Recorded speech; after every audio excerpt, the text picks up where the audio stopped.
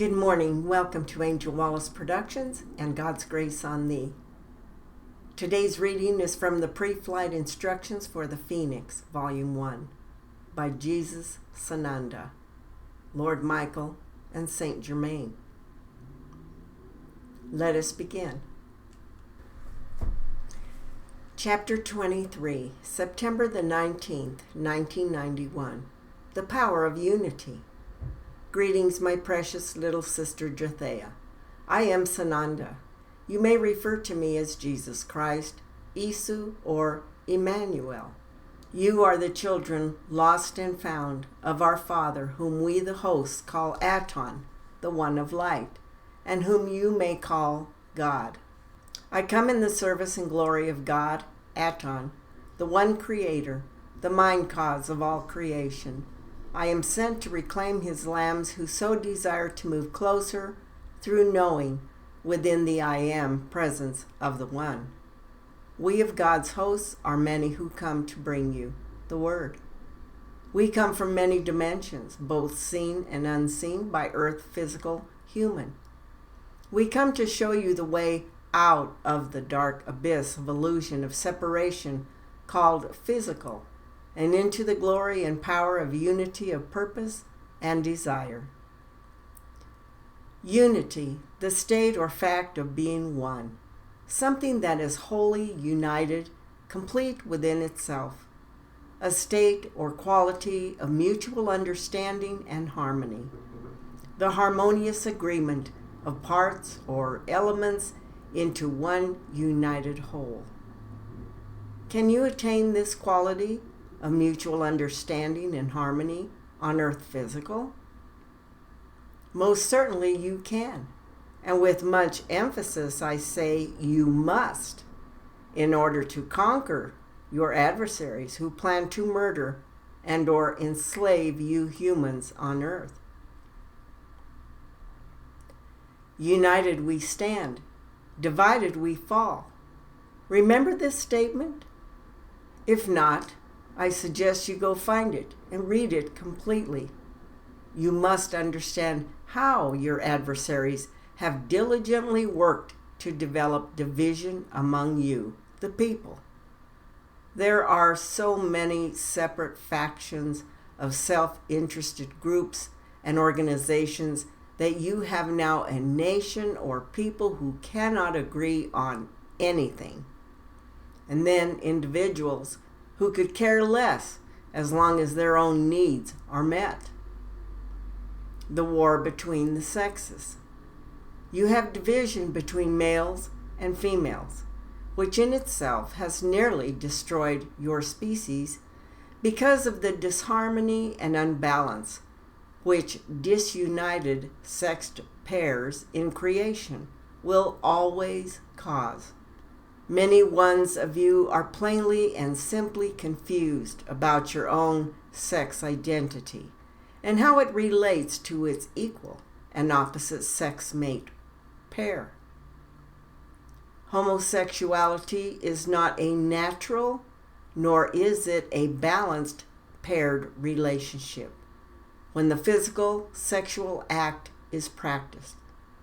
God did not create male sexed pairs in his divided thinking, nor did he create female sexed pairs in his divided thinking. He created by his knowing through his one desire of creation in motion, male, female, sexed pairs in all of his creation. My beloved brother Haton discusses much more thoroughly about the workings of sexed pairs, charge and discharge. In the Phoenix Journal, God said, "Let there be light." I strongly suggest that you carefully study it as well as the rest of the Pleiades Connection series. I quote therefrom, "All of the work of the universe is performed as a result of that desire in unbalanced matter to seek rest in a balanced condition. This is a sexed electric universe in every effect of motion, whether it be in the heart or a giant sun or in the petal of a meadow violet. Every action of motion in the universe is a result of sex desire for motion from a state of rest or for rest from a state of motion. Now these two sex desires of electric action and reaction are the result of the two desires of the Father to manifest His one light through the extended Father-Mother lights, which interweave His idea of creation into the multiple forms of that idea and void them periodically for the purpose of repeating them. The desire for two-way motion is equal action and reunion as reflected in the dual electric desire to give for regiving and to unfold for refolding. The point I am making is that the male-female pairs are equal opposites, charge and discharge. Without this division of thought by mind of Creator, there would be no creation. Creation is effect caused by the opposition of male-female mate pairs seeking balance, again, which only occurs when unity is achieved in God oneness.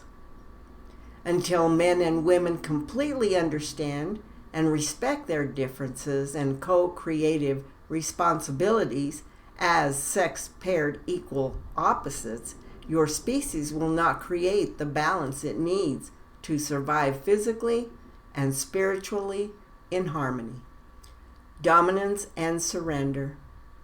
You cannot continue as you are in the roles of conqueror and conquered and succeed in achieving balanced co-creation with God.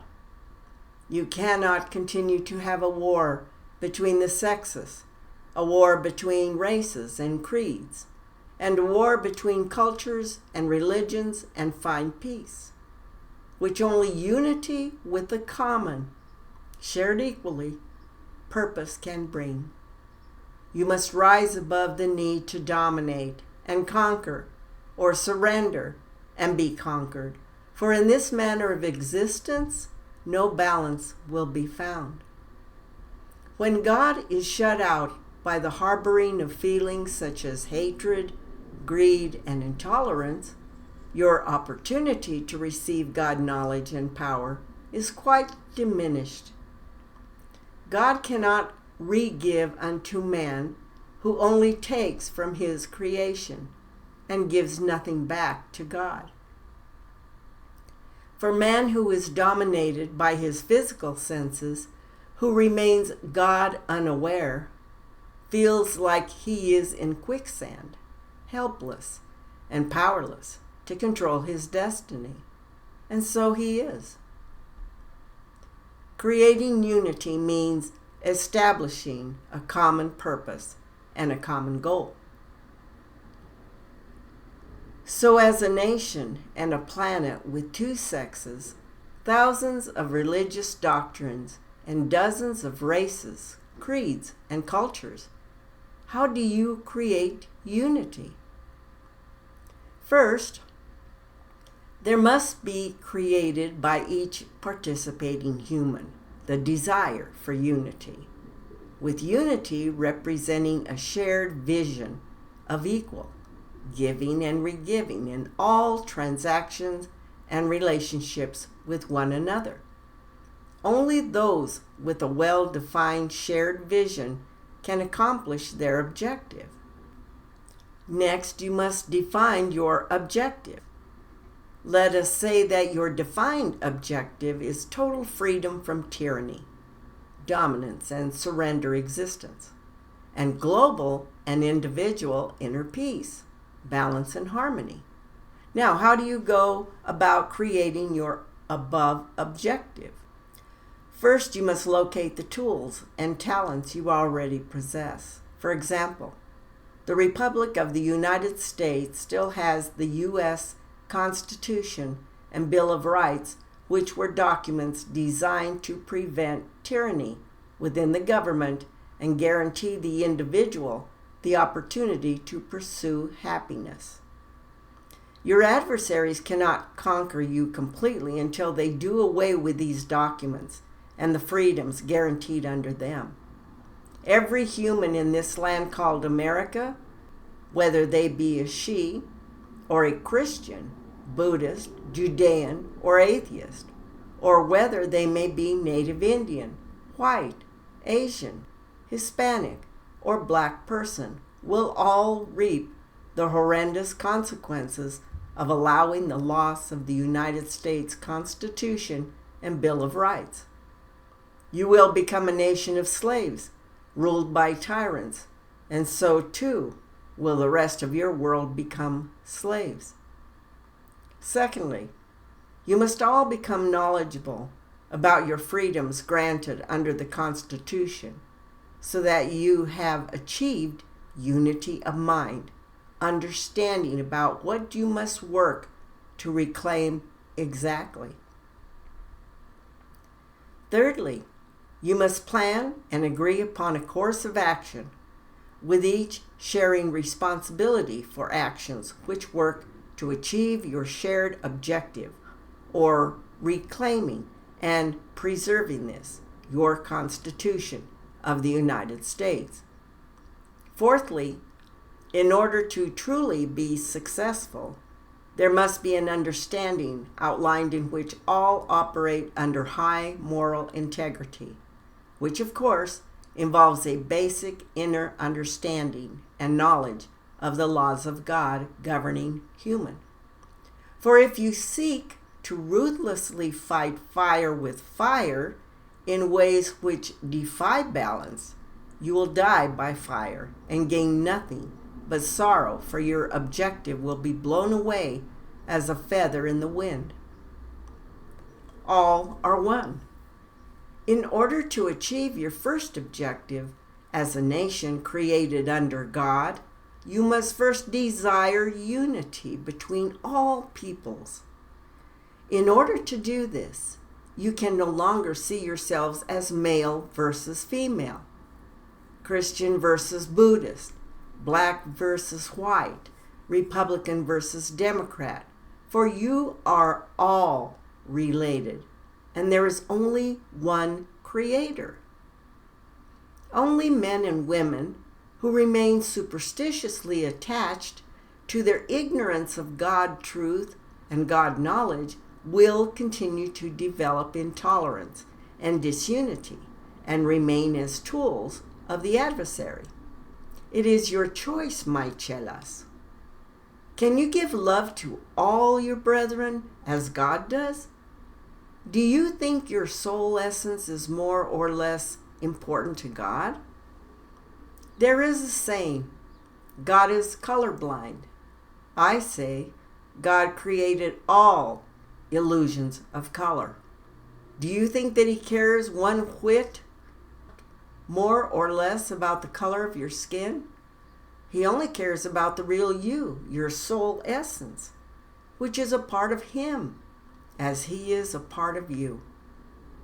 It is written in the so-called Holy Bible that I, Emmanuel Sananda, said, I and my Father are one.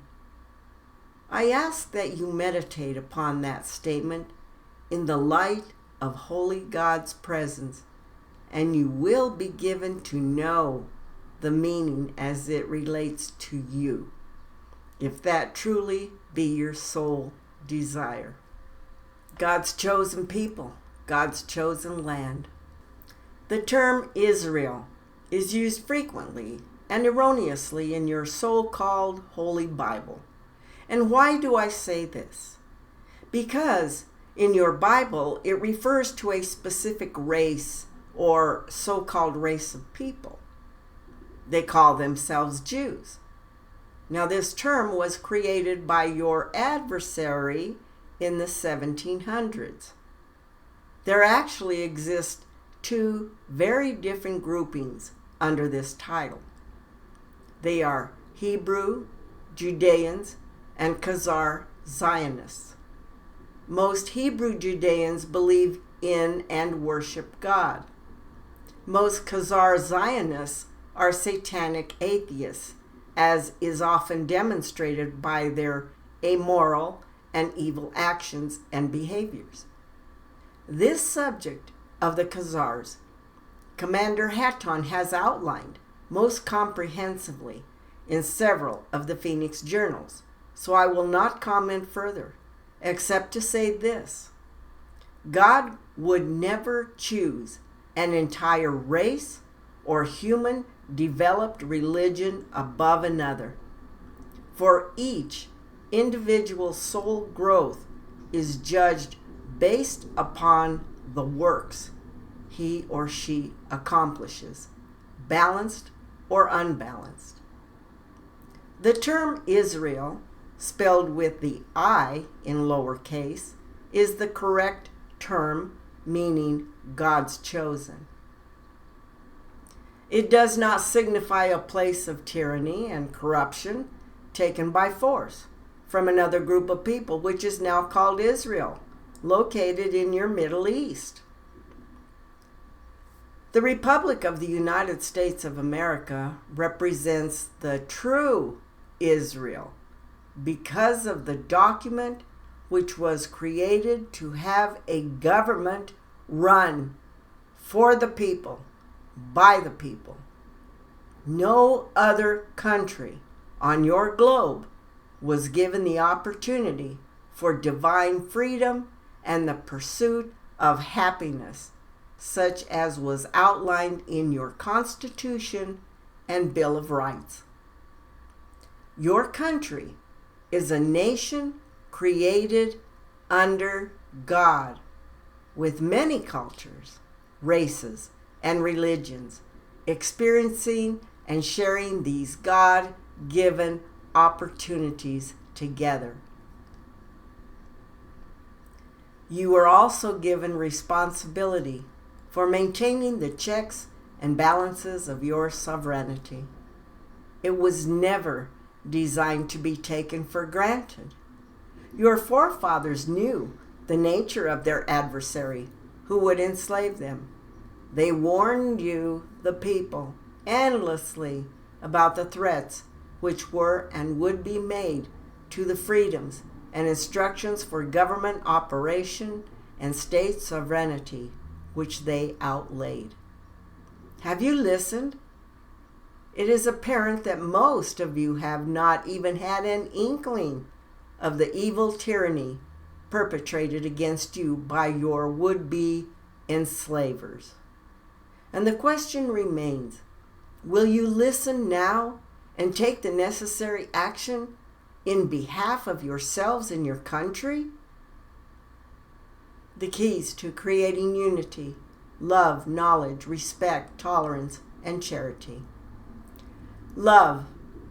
This I define as absolute, unconditional God love, equal giving and re-giving for human, higher, universal man. It is the required component of co-creation with God. Love one another as God loves you all. This has nothing whatsoever to do with the sexual act. And when you manifest God love giving and re-giving, you will create balanced transactions. Knowledge. This I defined as God knowledge and a subheading called Human Circumstance Knowledge. God knowledge. Desire is the key. The desire to know and serve God who dwells within you. Learn to listen to his whispers and shouts. Your success can be measured according to the level and intensity of your desire. The call compels the answer, so know your desires. They are felt as soul awareness, and you ones may refer to it as my heart says this, or my intuition is telling me that, or my conscience tells me this is wrong. Tune in Seek to know the why cause. Then you must wait upon God to reveal it to you. It is best not to have preconceptions about where and how the answers will come. Know they will come and be ready to receive them. Human circumstance knowledge. There is much information you must have in order to conduct and plan your service to God and country. For example, you must know who your adversaries are and what they plan and plot in order to control, enslave, and destroy you. Besides this source, the Phoenix Journals and Express, you can find truth from a few other brave souls whom we have mentioned in earlier works. We bring truth which you can validate if you so choose. Each of you will need to become investigators on your own in your areas of interest to verify that which we give. Some information will be difficult, but not impossible, to verify. Also, you must measure information you receive within the presence of God's light, so that you will know instantly what the appropriate next step must be. If, for example, there is a probability of an earthquake near your home, you must make necessary decisions of preparation as you are guided to do so within. Respect. I will explain what I explicitly mean by this term. To have high regard for and appreciation of worth, and also to honor each being, creature, and creation as the equal fragment or portion of God's divided thinking, which has been created from the still light of His knowing. To create unity, you individuals must respect and honor your differences, as long as your differences do not defy the laws of God and creation. Does this mean you will always agree or do things in the same way or see things from the same point of perception? Certainly not, until of course you attain spiritual perfection and become one with God in your knowing. Remember this: your deepest and most profound spiritual challenges come from your interactions with your fellow brethren on physical earth incarnations. Tolerance. As with respect, you must exercise tolerance when you encounter differences in regard to how another thinks, perceives, looks, responds, and behaves. That is, as long as their behavior does not defy God's laws or infringe upon your freedom of development or your so creative potential. In no manner do I use this term to imply blind tolerance, to allow all to do and say whatever they choose and call it freedom of expression, or as so often referred to, rights, which blatantly disregards the laws of God. Also, never must you sanction behavior which is evil when you know it to be evil. Either must you turn your back on your adversary, face evil within God's presence, and evil will cower and fall away, unless you turn the other cheek and allow evil to intimidate you. It will, if you allow it. Can you force another to not defy God's laws? No. You can, however, encourage them to not do something and explain why you do not sanction their choice or behavior. Ultimately, they will do what they will do. And unless they attempt to do something against you or your family, you cannot use force to stop them. For example, from having an abortion, which is murder. Charity. What I mean by charity is sharing brotherly love, giving and sharing goodwill with your brethren, generosity given to the deserving by allowing God within to measure and judge how and to whom He will re-give. doing unto others as you would have them do unto you. Treat the sick and poor and spiritually ignorant people with dignity, generosity, and patience, and compassion, that they may feel worthy and are given an example of how to, perhaps, create the desire to move their awareness beyond their suffering and neediness. Always be generous with the light which you carry to assist another. You see, my precious chelas, generosity often really has little to do with money or physical things, although sharing with others and giving food and or items when needed is most commendable when it is truly done for love and not obligation, social recognition, or expectation. All you need ever do is ask our Father who dwells within you, what is the highest and best response to this situation? Or, please show me the right and balanced response to this circumstance. Not my will, Father, let thine will be done. In this way can you raise your spiritual character to the heights of some 8,000 years past, when in Egypt, for a time, the Egyptians lived with the highest moral character of your recent civilization, and put their fellow men and women before self, with a desire to love and to be loved in all their inner changes. My beloved brother, Walter Russell, wrote of this way of life, as has Germain in the recent Pleiades Connection series. We call it rhythmic balanced interchange. So be it. I will close this document. Thank you, Dorothea, for your service. You have done well this day. Be at peace, Chela, for I am always with thee. I am Sananda, one with God. Walk gently with one another in peace and love. Salut. Chapter 24, September 23rd, 1991. Lessons, lessons, and more lessons. Greetings, precious Dorothea. I am Jesus, Isu Emmanuel, now called Sananda. I come in service to our holy divine creator, Aton.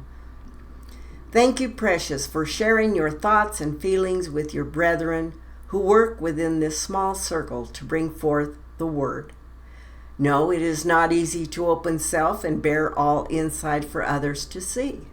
And many other ones here within your circle also have extreme difficulty with this type of expression sharing.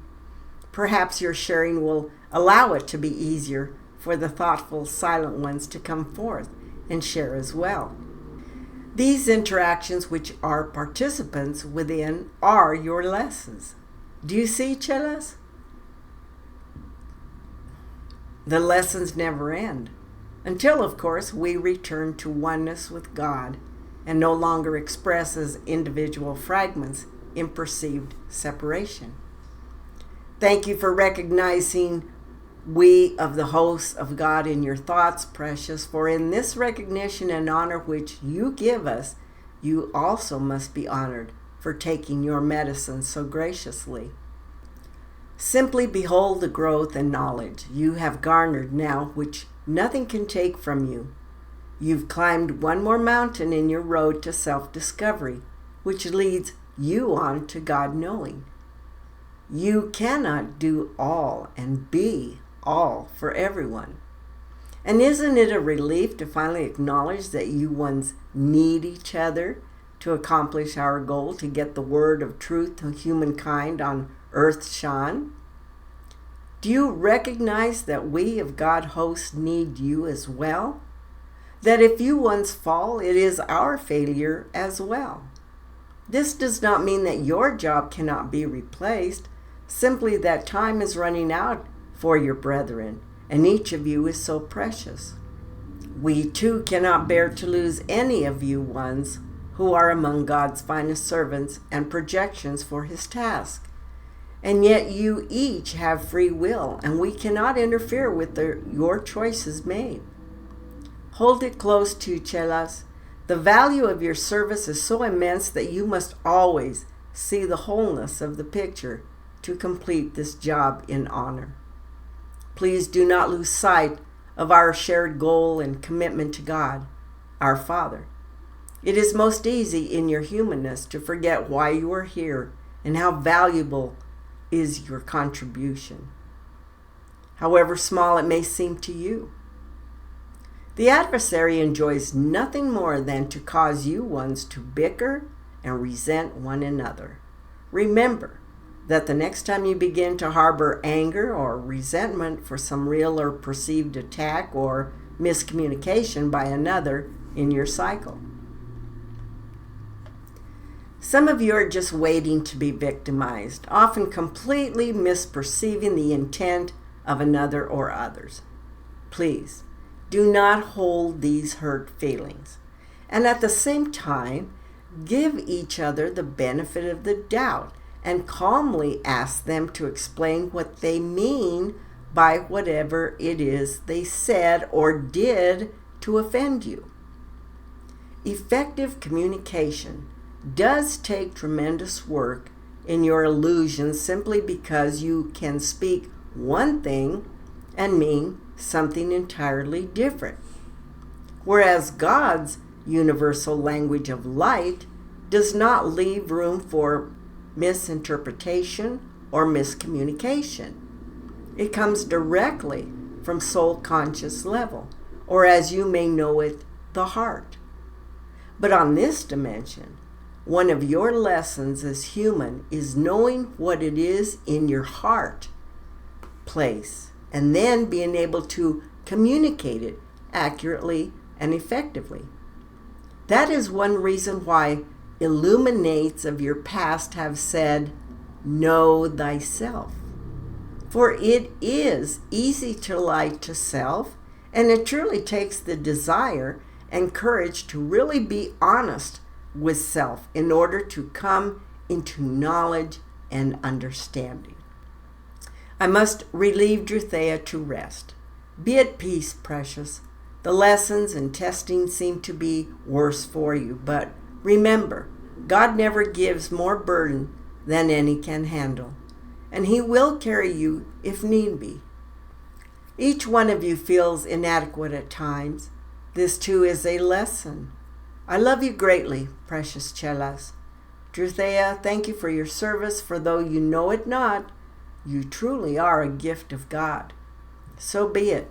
I am Sananda, one with God. Walk in the love and peace of friendship, and God will show you the way. Salut.